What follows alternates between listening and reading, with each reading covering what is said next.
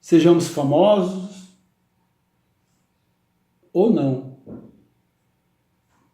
Porque a morte é a mais democrática de todas as instituições, porque ela nos iguala em toda a plenitude. Diante do nosso grande Pai Olorum, do nosso grande Deus. Que ela suba em paz e encontre a paz. E nós, aqui, enquanto viventes, procuramos essa paz, com a diferença de que a paz que nós procuramos, ela estará sempre acompanhada da guerra, pois não existe paz sem guerra. É verdade. Não existe paz sem luta. Só deixaremos de lutar, só abandonaremos a nossa lança em campo após o golpe mortal, provocado ou naturalmente. Que Deus a tenha.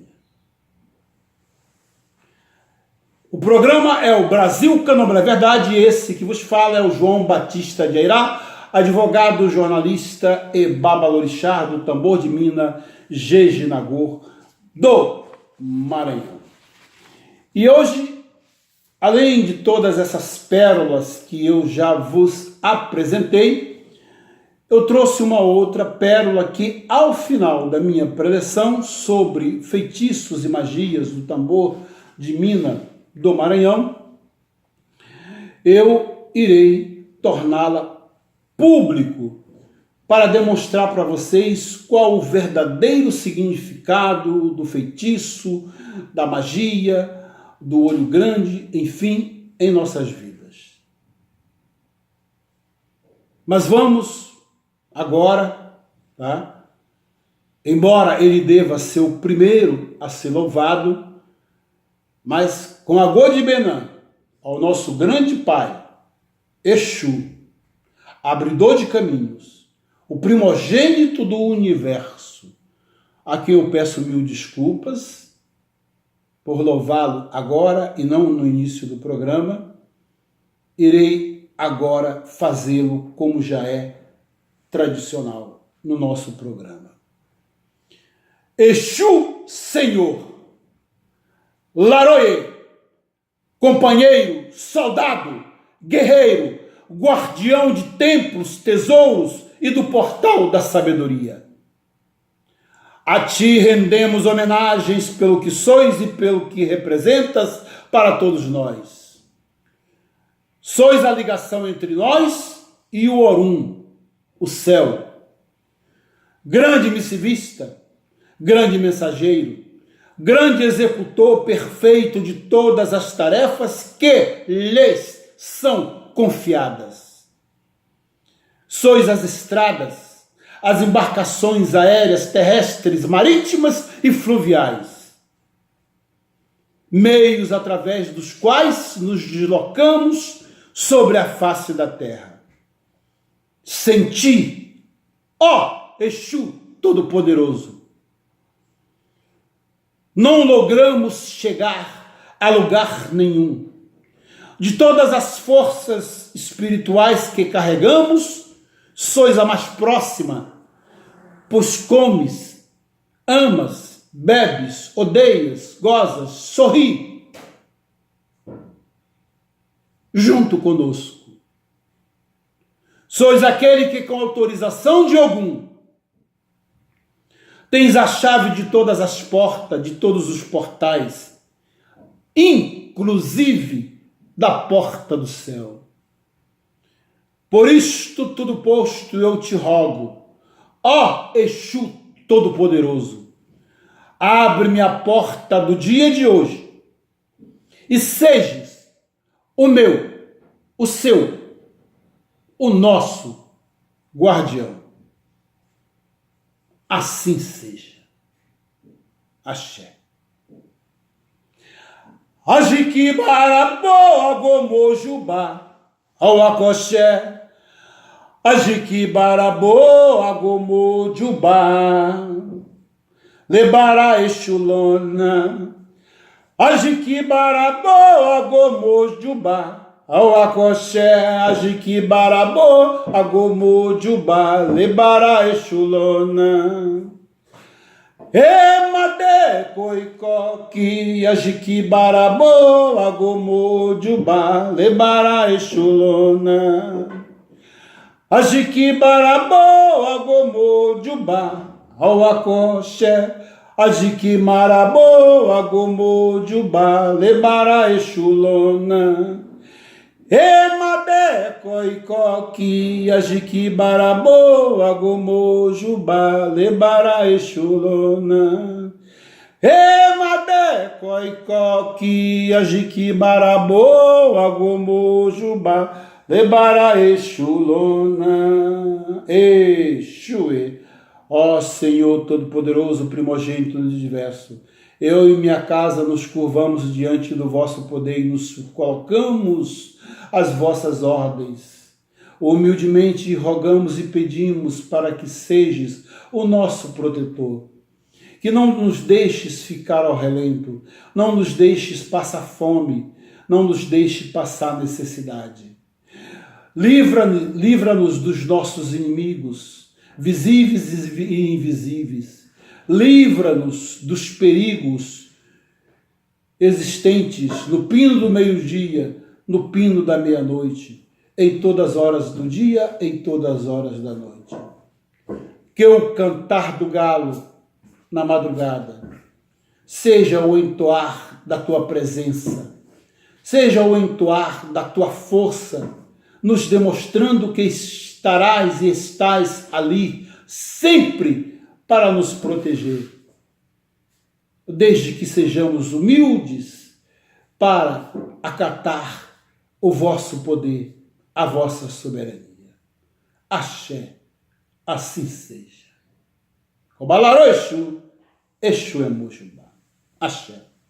Bem, feita essas homenagens ao nosso grande e poderoso Exu, nós vamos adentrar no nosso tema hoje, que é feitiços e magias do Maranhão. Gente, lá no Maranhão,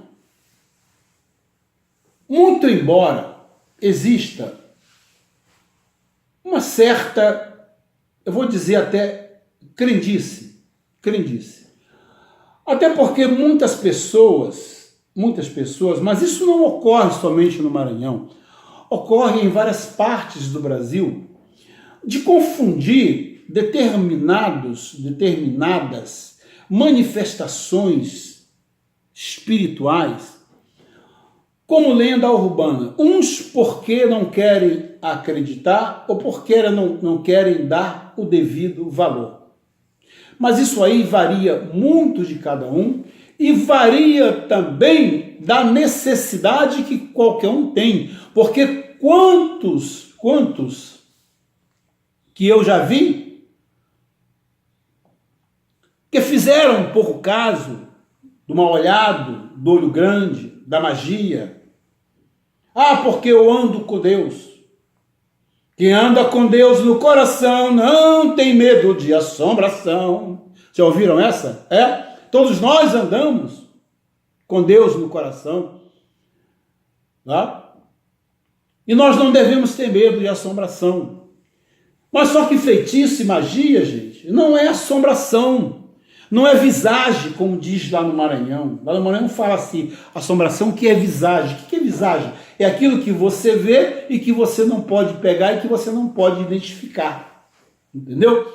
Então, quantas milhares de pessoas tiveram experiências nesse sentido e que passaram a ter uma posição completamente contrária da que tinham antes de ter essas experiências e que hoje não veem mais o mal olhado, a magia e o feitiço como uma lenda urbana. Vê tudo isso hoje como uma realidade frenética, premente, que convive conosco e que tem um atuar concreto e que tem um atuar acima de tudo sobejante, para nos mostrar que nós temos estar sempre vigilantes, porque muita, ou na maioria das vezes, o feitiço, a magia, o mal olhado, não está lá na rua, não está extramuros, está intramuros. É muito importante isso. Está intramuros, ou seja, dentro da nossa própria casa. Quantas das vezes nós mesmos colocamos feitiço em nós mesmos? Eu não, só se for você. Nós colocamos feitiço em nós mesmos. Vocês dirão, mas como? Babalorixá, colocamos feitiço em nós mesmos. Eu vou explicar por quê. Tá? Porque aqui no Brasil, todos nós temos um cadinho. Cadinho esse que pode ser mais e pode ser menos. Um cadinho de força espiritual que nós herdamos dos nossos antepassados. Os negros, os brancos colonizadores. Não pensem que os brancos colonizadores, os portugueses, também não tinham lá as suas magias, como possuem até hoje. Tá? Os índios, que aqui foram encontrados, os verdadeiros donos da terra, que também tinham lá os seus cadinhos de poderes espirituais, os seus deuses, que para eles até então eram deuses que eram cultuados como tal, Tupã, Jaci. Então nós somos o resultado de tudo isso. Então nós temos todo esse cadinho mais ou menos espiritual e que interagem sobre nós. Então muitas das vezes o feitiço, ele não vem de fora, ele vem de dentro da nossa casa e muitas das vezes parte de nós mesmos. Como que o feitiço parte de nós mesmos? Se nós somos portadores desse cadinho espiritual, tá? Compete a nós, tá? Buscar o entendimento sobre, tá? Essa herança espiritual que nós carregamos e que nós herdamos, tá? É uma herança ancestral e que na maioria das vezes nós não damos importância. Buscamos caminhos outros que nos desvirtuam daquele caminho, tá, que nos levaria a valorizar esse cadinho espiritual.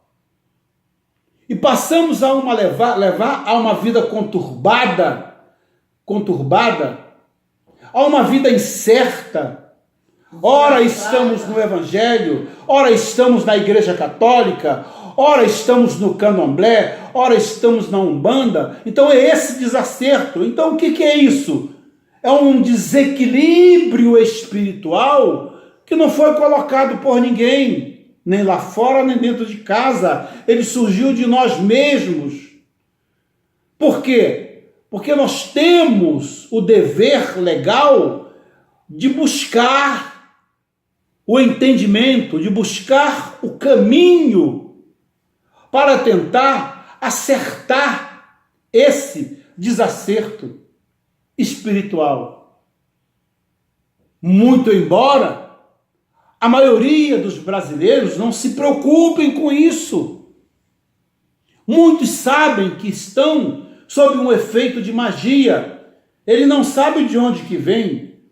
Esse efeito de magia, ele poderá vir extramuros, fora de casa, poderá vir intramuros, como poderá vir dele mesmo. Por quê? Porque quando nós não cuidamos da nossa própria espiritualidade, nós passamos a absorver parte dessas larvas espirituais que habitam em torno de nós. Ao nos tornarmos fracos em não nos cuidarmos espiritualmente, essas larvas espirituais passam a interagir sobre nós e modificar o nosso comportamento, o nosso pensamento, nos levando, muitas das vezes, ao crime, à inveja, ao rancor, à preguiça.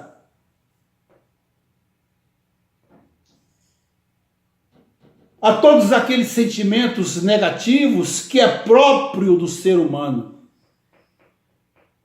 Então, muitas das vezes, nós temos o hábito de dizer assim, eu estou sob feitiço, alguém jogou uma mão de feitiço em cima de mim, tá? Quando muitas das vezes o feiticeiro sou eu mesmo pus um feitiço em mim mesmo. Em não dar a verdadeira credibilidade a essa herança ancestral que nós carregamos, porque nós somos brasileiros e nós somos afrodescendentes. Por que que existe o mal-olhado, a magia, o feitiço? Existe para nos mostrar que nós, acima de tudo, nós somos maleáveis a tudo isto e que compete a cada um de nós lutar com unhas e dentes contra isto. É isso que eu quero que vocês entendam. Porque é muito fácil eu chegar aqui na rede social, que vai para o mundo, e deitar uma falação sem pé nem cabeça, que não é o caso desse babalorixá. O que eu trago para vocês aqui é a experiência dos meus saberes, não de laboratório que eu fiz, não de leitura que eu fiz desse ou daquele autor que nunca sequer colocou a mão num ebó, nunca sequer colocou a mão num animal para ser levado em holocausto a um vodum, a um orixá, a um tempero de uma comida. Nunca sequer teve o trabalho de pegar uma pessoa e de passá-la pelos ebós de limpeza, de equilíbrio, ebó onã, ebó de caminho. Ele escreve aleatoriamente, porque um zelador de orixá disse isso, disse aquilo, e ele coloca lá, e aquilo passa a ser para ele uma verdade, quando na realidade não é verdade, até porque nós, babalorixás, a gente fala, mas a gente não diz tudo. A gente não diz tudo, porque os nossos saberes adquiridos através dos nossos ancestros, nós não temos a permissão de sair propagando, tá, aos quatro cantos, sob pena de prejudicar a nossa visão espiritual, a nossa audição espiritual, o bafo espiritual que nós temos. Esta é a diferença. Então esse babalorixá fala de uma experiência não só de laboratório, mas de uma experiência de vivência, de viver, tá? De ter o contato, de falar, de sentir a força com a qual ele está lidando, a força com a qual ele está trabalhando. Porque se você não tiver esse dom de identificar a força com a qual você está lidando, você está trabalhando, você jamais poderá envergar as vestes de um verdadeiro feiticeiro, de um verdadeiro mago. Então, quando se diz, o Maranhão, terra de magia, terra de feitiçaria. Maranhão é terra de magia e terra de feitiçaria, assim como é o Rio de Janeiro, assim como é a Bahia, assim como é o Rio Grande do Sul, assim como é São Paulo, como é o Rio de Janeiro, não importa. Existem magos e feiticeiros em todos estes lugares. Só que alguns, como no Maranhão, na Bahia, em Pernambuco, onde temos o Xambá, parte do Nordeste onde temos o candomblé de caboclo, já existe uma intimidade maior daquelas pessoas com essas forças.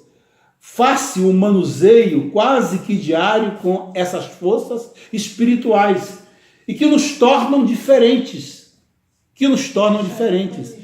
É muito importante se falar isso. Então, é difícil encontrar alguém no Maranhão que não tenha incorporado um sistema de crenças e práticas religiosas ou médicas.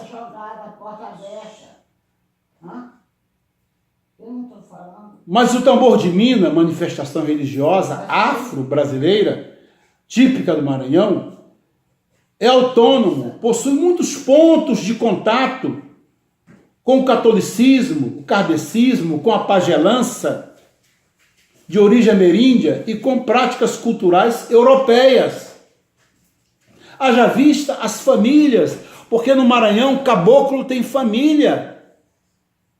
Caboclo tem família. Para vocês terem uma ideia, nós temos a família da bandeira, nós temos a família do lençol, nós temos a família de Légua Bugia Buá, que habita nas matas de Codó. Há uma doutrina que nós cantamos quando alguém incorpora, eu digo incorpora, olhem o que eu estou falando. Eu estou dizendo incorpora. Eu não uso a palavra transe, porque eu sou radicalmente contra essa palavra transe, conforme eu já disse aqui em outros vídeos passados. Então, quando alguém incorpora uma entidade em um toque de tambor, essa entidade ela tem por obrigação levantar a mão, pedir licença e chegar próximo aos atabaques e ali entoar a sua doutrina. Porque a sua doutrina, tá, é a sua reza, é o seu manto, é a sua flecha, é a sua lança, que diz a que família ele pertence e que ele está ali. Como dizemos, no linguajar comum, no Maranhão, encantado, caboclo, tem família. Tem família. Quantas das vezes alguém, levado por uma autossugestão, incorpora lá a maneira dele e não age dessa maneira. Entra na roda e começa a dançar. Então o mago, o feiticeiro, o babalorixá, ele está vigilante ali, ele está de olho. Então chega em determinado momento em que nós temos que chamar aquela pessoa que está incorporada com aquela entidade, para que aquela entidade se identifique, para que nós possamos louvá-la, tá? E agradecer-lhe a sua presença naquele tambor que está se realizando. Embora a gente pressinta que a entidade, entre aspas, incorporada, está fugindo ao seu dever legal de ir até próximo aos atabaques, aos ilus, aos tambores, e se identificar. E pedimos então aos abatazeiros, abatazeiro quer dizer aquele que bate abatá. O abatá é um instrumento em que tocamos louvor ao nosso grande pai Badé, ao nosso grande pai Xangô, que é o abatá. Então daí a origem da palavra abatazeiro, que é o Ogã, o cantador, para outras nações. Então, o babalorixá, o mago, se dirige até os atabaques e pede para entoar a seguinte doutrina: caboclo, que banda é a sua? É a banda de lá ou é a banda de cá? Caboclo, que banda é a sua? É a banda de lá ou é a banda de cá? É lá onde pia cobra, ou é lá onde canta o sabiá? É lá onde pia cobra, ou é lá onde canta o sabiá. De novo. Caboclo, que banda é a sua? É a banda de lá ou é a banda de cá? Será lá onde pia a cobra? Ou é lá onde canta o sabiá? Então, gente, essa doutrina, nós estamos perguntando ao caboclo se ele é da origem da terra, tá? Onde pia a cobra, porque a cobra se rasteja. Então, a cobra, ela pertence a Adã, o senhor do Daomé, sincretiza-se com Betsem, Frequém, o Xumaré, a família Gi, no Jeje. Então, se ele é da terra, da família da terra, ou se ele é lá onde canta o sabiá, que são aquelas forças que pertencem ao alto das montanhas, que pertencem ao ar, que é outra família. Então, essa entidade tem por obrigação dizer a qual família pertence. Se ela, porventura, não se conscientiza de que deve obedecer o que está sendo chamada a sua atenção naquela doutrina, ela simplesmente vai subir, ela vai desincorporar, por bem ou por mal. Então, gente, isso aí são nuances, tá? De um tambor de mina que é levado a sério. De um tambor de mina que tem o dever sacrossanto de zelar pelos seus rituais. Pelos seus rituais. Então, desta forma, todos nós, como eu disse, tem um cadinho de espiritualidade. E muitos, às vezes, até pensando que estão mistificando, eles estão sendo alvo de uma cobrança, de uma força espiritual. E que nós, babalorixás e alorixás, sacerdotes e sacerdotisas, temos o dever legal de entender isto. Porque, acima de tudo, nós somos doutrinadores. E o doutrinador, ele existe justamente para doutrinar. Doutrinar não só o elegum, o amorixá, o ser humano, mas tem também o poder de doutrinar a entidade. Porque a entidade precisa ser doutrinada. Ele já tem um poder que Olorum lhe deu. Mas os seus primeiros passos aqui na Terra, dentro de um querebentã, dentro de um terreiro, dentro de um abaçá, dentro de um ileaxé, ele precisa ser doutrinado para saber qual o toque que se toca ali, qual o ritmo de dança. Então nós temos o dever legal, a obrigação de doutrinar essas entidades. Então daí surge os primeiros entendimentos sobre magia, olho grande e feitiçaria. Não só no tambor de mina, mas em todos os segmentos afro-religiosos que eu prefiro não chamar de nação.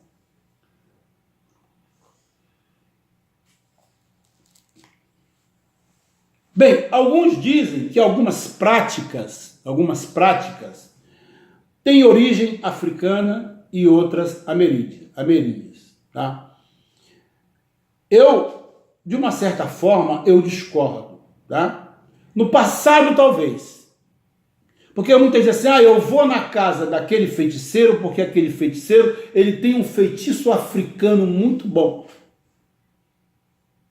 Gente, se a África tivesse um feitiço tão bom, não estaria passando tristemente as desgraças que hoje passa. Vocês viram aquela tempestade terrível que se abateu sobre Uganda, mais de 400 pessoas perderam a vida ali. E as casas? Seus haveres, seus parcos recursos, seus entes queridos. Aí o descrente diria, mas eles lá não tem lá o culto deles, não tem lá os voduns, não tem lá os orixás e tudo. Por que esses orixás não evitaram? Tá? Por que Oxum, que é a senhora da chuva, por que Iansã, a nossa mãe Oiá, que é a senhora dos raios, das tempestades, não livrou a cara deles? São mistérios. Os Estados Unidos não têm culto afro e foi banido de costa a costa no sul dos Estados Unidos por um tufão, por um vendaval de mais de 250 quilômetros por hora, devastando praticamente quase toda a costa do sul dos Estados Unidos. E lá não tem culto. A Senhora dos Ventos, a Senhora das Águas. O que nós podemos tirar? Qual a lição que nós podemos tirar disso? É a mãe natureza, é a nossa mãe Iemanjá, é a nossa mãe do nosso pai Obaluaê. Nanã, Saluba Nanã, que é a grande equilibradora da natureza. Porque se não houver esse equilíbrio, dia chegará que não haverá víveres, comida, moradia para tanta gente, para uma população que cresce a cada minuto, a cada segundo. E o mundo tem que produzir alimentos para alimentar todas essas pessoas. A água está escassa, a pouca água que tem está contaminada. As multinacionais que vieram para o Brasil contaminaram os nossos rios. Haja vista o caso de Mariana, em Minas Gerais. Então, daí a necessidade da nossa mãe Nanã estar presente e equilibrando a natureza.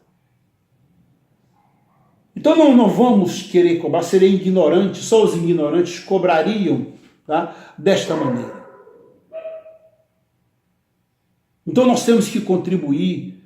Cada garrafa PET, cada saco plástico que nós jogamos fora, cada copinho de iogurte que nós jogamos fora, que leva milhares de anos para serem consumidos pela natureza, aquilo vai prejudicar os mananciais, os rios. Logum Edé deixará de existir. Oxóssi, que é o Senhor das Matas, deixará de existir por